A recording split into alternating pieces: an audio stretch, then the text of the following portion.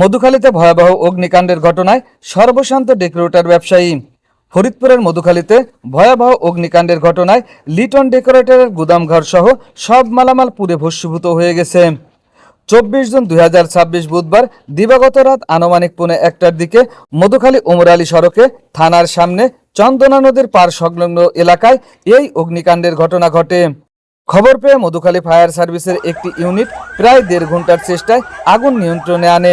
তবে ততক্ষণে গুদামে থাকা সহস্রাধিক চেয়ার, 200টি টেবিল, 2000 পিস প্লেট, 100টি সসপ্যান, 2টি নসিমন, 50 লক্ষ টাকার কাপড়, 800 পিস টিন ও ইভেন্ট ম্যানেজমেন্টের 15 লক্ষ টাকার সামগ্রী সহ অন্যান্য মালামাল সবকিছু পুড়ে ভস্মীভূত হয়ে গেছে।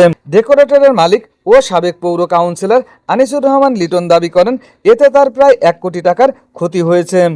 তিনি আরও বলেন, দীর্ঘ 27 বছর ধরে তিল তিল করে ব্যবসা প্রতিষ্ঠানটি গড়ে তুলেছিলাম। আমার সব বিনিয়োগ এখানেই ছিল, এক রাতেই সব শেষ হয়ে গেল। আজ আমি সর্বশান্ত। আমি Anisur Rahman Liton, Madhukhali Liton decorator and event ম্যানেজমেন্টের স্বত্বাধিকারী। দীর্ঘ 27 বছরের তিলে তিলে গড়ে তোলা আমার ব্যবসা প্রতিষ্ঠান প্রতিদিনের ন্যায়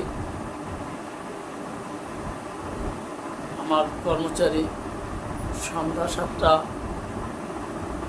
7:30 বন্ধ করে দোকান। তারপর হঠাৎ রাত 12:40 পাশের দোকান থেকে ফোন আসে, ভাই আপনার দোকানে আগুন ধরেছে। আমি সাথে সাথে জানতে পেরে, আমি এমনিতেও শারীরিকভাবে অসুস্থ, আজ দীর্ঘ 8 দিন। আমি ওদেরকে বললাম, ভাই আমি তো বাসা থেকে নামতে পারতেছি না, আমি বেড রেস্টে, তোরা যদি পারিস আমার জন্য কিছু কর। আমার এই 27 বছরে এই দোকানে 1 কোটি টাকার উপরে মাল করেছিলাম, চোখের সামনে সব শেষ হয়ে গেল। আল্লাহর কাছে বিচার দিলাম, আল্লাহ তুমি এর বিচার করো। যদি আমি অন্যায় করে থাকি, আমার এটা ঠিক হয়েছে। যদি আমি অন্যায় না করে থাকি, যারা আমার এই রিজিকের উপরে অন্যায় করলো, তুমি তাদের বিচার করো আল্লাহ। আগুন লাগার সময় এলাকায় বিদ্যুৎ ছিল না। এটি দুর্ঘটনা নাকি নাশকতা খতিয়ে দেখার দাবি তুলেছেন এলাকাবাসী। ফরিদপুরের মধুখালী থেকে মোহাম্মদ জুয়েল শরীফ।